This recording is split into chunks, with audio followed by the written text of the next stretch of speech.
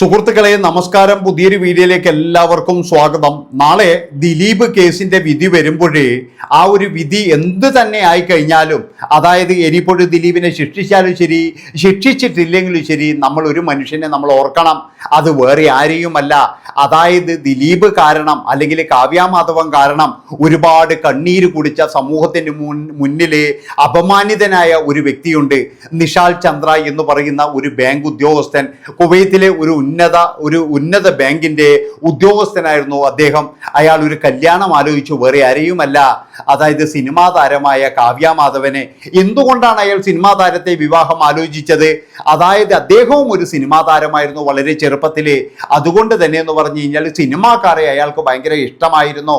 അപ്പോഴൊക്കെ അയാളെ അച്ഛനും അമ്മയും പറയുന്നുണ്ട്, മോനെ നിനക്ക് സിനിമാ താരത്തെ വേണോ? അതുമാത്രവുമല്ല, കാവ്യാമാധവൻ അന്ന് ഡിഗ്രിയോ കാര്യങ്ങളോ ഒന്നുമില്ല, ഇംഗ്ലീഷ് പോലും അറിയത്തില്ല. പല പ്രോഗ്രാമുകൾക്കും അതുപോലെ തന്നെ എന്ന് പറഞ്ഞാൽ നിന്റെ കമ്പനിയുടെ ആവശ്യങ്ങൾക്കൊക്കെ വരുമ്പോഴേ ചിലപ്പോഴെന്ന് പറഞ്ഞാൽ ആ കുട്ടി അപമാനിതയാകും. അതുകൊണ്ട് ഈ ബന്ധം വേണോ എന്ന് നിഷാൽ ചന്ദ്രയോട് ചോദിച്ചപ്പോൾ അതൊക്കെ ഞാൻ മാനേജ് ചെയ്യാം എന്നാണ് നിഷാൽ ചന്ദ്ര പറഞ്ഞത്. എനിക്ക് തോന്നുന്നത് ഈ നിഷാൽ ചന്ദ്ര എന്ന് പറഞ്ഞു കഴിഞ്ഞാൽ സുരേഷ് ഗോപിയുടെ അടുത്ത ബന്ധുവാണ്, അതുപോലെ മോഹൻലാലിന്റെ കുടുംബവുമായിട്ട് അടുത്ത ബന്ധമുള്ളവരാണ്, സിനിമാ കുടുംബം തന്നെയാണ്. അതുപോലെ തിരുവനന്തപുരത്തെ ഒരു വലിയ കുടുംബം തന്നെയാണ് ഈ നിഷാൽ ചന്ദ്രയുടേത്. ചില സിനിമകൾക്ക് ഗാന്ധർവം പോലെയുള്ള സിനിമകളിലൊക്കെ അയാൾ അഭിനയിച്ചിട്ടുമുണ്ട്. അങ്ങനെ കല്യാണം ആർഭാടപരമായിട്ട് കഴിഞ്ഞു. 3-4 ദിവസമായിരുന്നു കല്യാണം കഴിച്ചത് കൊല്ലൂരിൽ നിന്നാണ്. കൊല്ലൂരിൽ നിന്നും പിന്നീട് മംഗലാപുരത്ത് വരുന്നു, ഫ്ലൈറ്റ് മാർഗമാണ് കൊച്ചിയിലെത്തുന്നത്. അവിടെ വലിയൊരു വിരുന്ന്, സിനിമാക്കാർക്ക് എല്ലാവർക്കും ഉള്ളൊരു വിരുന്ന്. അത് തന്നെ എന്ന് പറഞ്ഞു കഴിഞ്ഞാൽ എനിക്ക് തോന്നുന്നത് 2 ദിവസം നീണ്ടു നിന്നു എന്നാണ് എനിക്ക് തോന്നുന്നത്. ഒരു പക്ഷേ എന്ന് പറഞ്ഞു കഴിഞ്ഞാൽ കാവ്യാമാധവന്റെ സമ്പാദ്യത്തിന്റെ നല്ലൊരു പങ്ക് തന്നെ എന്ന് പറഞ്ഞു കഴിഞ്ഞാൽ അതിൽ ചെലവഴിച്ചിട്ടുണ്ട്. അങ്ങനെ കാവ്യാമാധവൻ പിന്നീട് കുവൈത്തിലേക്ക് പോവുകയാണ്. അവിടെ എത്തിയതിന് ശേഷമാണ് പ്രശ്നം തുടങ്ങുന്നത്. അതായത് നിഷാൽ ചന്ദ്ര എന്നെ ഉപദ്രവിക്കുന്നു എന്നാണ് ആദ്യം തന്നെ പറഞ്ഞത്. പിന്നീട് എന്ന് പറഞ്ഞാൽ കാവ്യാമാധവൻ കൊച്ചിയിലേക്ക് തിരികെ വരുന്നു. നിഷാൽ ചന്ദ്രയ്ക്കെതിരെ എന്ന് പറഞ്ഞു കഴിഞ്ഞാൽ ഒരുപാട് ആരോപണങ്ങൾ ഉണ്ടാക്കുന്നു. അതുപോലെ അയാൾ കള്ളുകുടിയനാണ്, പിന്നെ മയക്കുമരുന്നുണ്ട്, പിന്നെ അങ്ങനെ ഇല്ലാത്ത സംഭവങ്ങളൊന്നും നിഷാൽ ചന്ദ്രക്കില്ല. മലയാളികൾ എല്ലാവരും നിഷാൽ ചന്ദ്രയെ കല്ലെറിഞ്ഞു, അയാളെ എല്ലാവരും പ്രാഗി. അതായത് ഒരു പെണ്ണിനെ കല്യാണം കഴിച്ചിട്ട് ഇങ്ങനെയാണോടാ ചെയ്യുന്നത്, ആഭിജാത്യമുള്ള അന്തസ്സുള്ള കുടുംബം ഇതാണോടാ എന്നൊക്കെ പറഞ്ഞ് നിഷാൽ ചന്ദ്രയെയും കുടുംബത്തെയും ശരിക്കും പറഞ്ഞു കഴിഞ്ഞാൽ ആ അമ്മയും അച്ഛനൊക്കെ എന്ന് പറഞ്ഞ് ഒരുപാട് അനുഭവിച്ചിട്ടുണ്ട് ഇതിൻ്റെ പുറകിൽ. പക്ഷേ പിന്നീട് ദിലീപ് കല്യാണം കഴിച്ചപ്പോഴേ ആ അമ്മ എല്ലാ കാര്യങ്ങളും തുറന്നു പറഞ്ഞു. അതായത് അവിടെ ചെന്നന്നു മുതൽ ദിലീപ് ഫോൺ ചെയ്യുന്ന കാര്യങ്ങളും പിന്നീടെന്ന് പറഞ്ഞാൽ ദിലീപുമായിട്ടുള്ള ബന്ധവും എല്ലാ അമ്മ തുറന്നു പറഞ്ഞപ്പോഴേ നമുക്ക് മനസ്സിലായി, അതായത് നിഷാൽ ചന്ദ്ര എന്ന് പറയുന്ന വ്യക്തി നിരപരാധിയാണ്.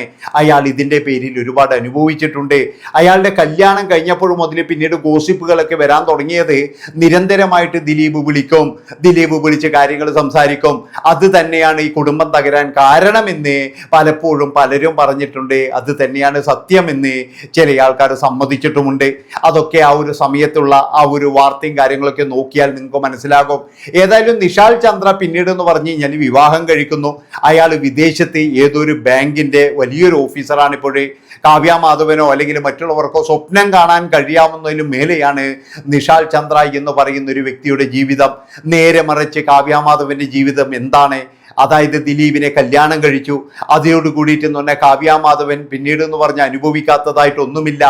ദിലീപാണെങ്കിൽ കാവ്യാമാധവന് എന്ന് കല്യാണം കഴിച്ചു അന്ന് മുതൽ എന്ന് പറഞ്ഞാൽ കഷ്ടകാലം തുടങ്ങി. അതുപോലെ തന്നെ ദിലീപിന്റെ മഹാലക്ഷ്മി, ആ പത്മസരോവത്തിന്റെ മഹാലക്ഷ്മി അവിടുന്ന് ഇറങ്ങിയതോട് കൂടിയിട്ട് ദിലീപിന്റെ സാമ്പത്തിക തകർച്ചയും തുടങ്ങി. പിന്നീട് അങ്ങോട്ട് എന്ന് പറഞ്ഞാൽ ദിലീപിന് ഒരു വിജയ സിനിമ പോലുമില്ല. കഷ്ടിച്ച് രക്ഷപ്പെട്ട ലാസ്റ്റിലത്തെ ഒരു സിനിമയുണ്ട്, അത് കഷ്ടിച്ച് രക്ഷപ്പെട്ടു എന്നേ ഞാൻ പറയുള്ളൂ. കാരണം അതും ഒരു വിജയ ചിത്രം തന്നെയല്ല. കോടികൾ വരുമാനമുണ്ടായിരുന്ന ദിലീപിന്റെ എല്ലാ കോടി പ്രഭാവങ്ങളും പോയി. ഇപ്പോഴെന്ന് പറഞ്ഞു കഴിഞ്ഞാൽ ആള് വളരെയധികം സാമ്പത്തിക വിഷമത്തിലാണ്. പക്ഷെ അതൊന്നും ആരോടും പറയില്ല. കാരണം എന്താ, പറഞ്ഞു കഴിഞ്ഞാൽ ആ വിലയിടിയും. അപ്പോ കാവ്യാമാധവൻ എന്ന് പറയുന്ന ഒരു വ്യക്തി കാരണം നിഷാൽ ചന്ദ്ര എന്ന് പറയുന്ന ഒരാളും അയാളുടെ കുടുംബവും ഒരുപാട് അനുഭവിച്ചിട്ടുണ്ട്, അപമാനിതനായിട്ടുണ്ട്. അയാളുടെ ചെയ്തികൾ ഇങ്ങനെയാണ്. ഒരു വീട്ടിൽ പോലും കയറാൻ കഴിയാത്ത അവസ്ഥ, നാട്ടിലിറങ്ങാൻ കഴിയാത്ത അവസ്ഥ. കാരണം ഉപദ്രവിച്ചിരിക്കുന്നത് നാട്ടുകാരുടെ കണ്ണിലുണ്ണിയായ കാവ്യാമാധവനെയാണ്.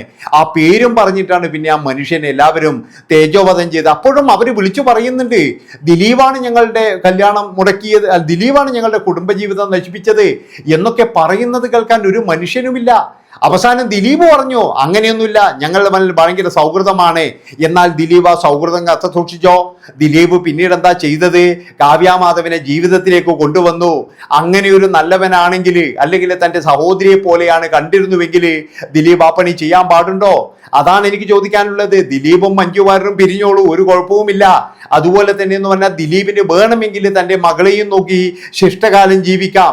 അതുമാത്രവുമല്ല, ദിലീപിന് വേണമെങ്കിൽ മറ്റു പലരെയും വിവാഹം ചെയ്യാം. എന്തുകൊണ്ടാണ് ദിലീപ് കാവ്യാമാധവനെ മാത്രം വിവാഹം ചെയ്തത്? അതാണ് നമ്മൾ പറയുന്നത്. അതായത് ബടക്കാക്കി തനിക്കാക്കോ എന്നൊക്കെ പറയുന്നില്ലേ, അതാണ് അവിടെ സംഭവിച്ചത്. നിഷാൽ ചന്ദ്ര എന്ന് പറയുന്ന ഒരാൾ കല്യാണം കഴിച്ച് ഒഴിവാക്കിയപ്പോഴേ കാവ്യാമാധവൻ രണ്ടാം കെട്ടുകാരിയായി. അങ്ങനെ കാവ്യാമാധവനെ കെട്ടാൻ ആൾ വരില്ല എന്ന് കൃത്യമായിട്ടും ദിലീപിന് അറിയാം. അതുകൊണ്ട് തന്നെ രണ്ടാം കെട്ടുകാരനായ ദിലീപ് എന്ത് ചെയ്തു? ഡിവോഴ്സ് കിട്ടിയതിന്റെ പിറ്റേ ദിവസം തന്നെ പോയിട്ട് കല്യാണം കഴിച്ചു.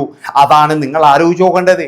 അവിടെ എന്ന് പറഞ്ഞു കഴിഞ്ഞാൽ മഞ്ജു വാര്യർ എന്ന് പറയുന്ന ഒരു സ്ത്രീയുടെ കണ്ണീരിന്റെ മുകളിലാണ് ഈ കാവ്യാമാധവനും ദിലീപും പുതിയൊരു ജീവിതം കെട്ടിപ്പടുത്തത്. ഏതായാലും അതിന്റെ അടിത്തറ ഉണ്ടാവില്ലാതെ അത് തകർന്ന് തരിപ്പണമായില്ലേ. പിന്നീട് അങ്ങോട്ട് എന്ന് പറഞ്ഞാൽ ജയിലും എന്തൊക്കെയാണ്. ഇന്ന് നിഷാൽ ചന്ദ്രന്റെ സ്ഥിതി അത് നമുക്ക് വളരെയധികം സന്തോഷമുണ്ട്. അയാൾ കുടുംബവുമായിട്ട് വെളിയിൽ ഏതോ ഒരു വിദേശ രാജ്യത്ത് ജീവിക്കുകയാണ്. അതാണ് ഞാൻ പറഞ്ഞത്, ഏതെങ്കിലും ഒരു കോണിൽ വെച്ചിട്ട് അയാൾ ഇത് കാണുന്നുണ്ടാകും. ഈ വിധിയും കാര്യങ്ങളും അതുപോലെ തന്നെ കാവ്യാമാധവന്റെ അവസ്ഥയും എല്ലാം അദ്ദേഹം കാണുന്നുണ്ടാകും. കാരണം ആർക്കും മറന്നു കഴിഞ്ഞാലും മലയാളികൾക്കൊന്നും ഇതൊന്നും മറക്കാൻ കഴിയില്ല. ഇതിന്റെ ഉള്ളിൽ കളിച്ച ഒരുപാട് കളികള്. അതാണ് ഞാൻ പറയുന്നത്. ഈ ഗോസിപ്പ് എന്നൊക്കെ പറഞ്ഞു കഴിഞ്ഞാൽ നമ്മൾ പണ്ടൊക്കെ ഇങ്ങനെയുള്ള കാര്യങ്ങൾ ഗോസിപ്പാണ്. ശരിക്കും ഇത് ഒറിജിനലാണ്, ഒരു ഗോസിപ്പും അല്ല എന്നാണ് എനിക്ക് പറയാനുള്ളത്.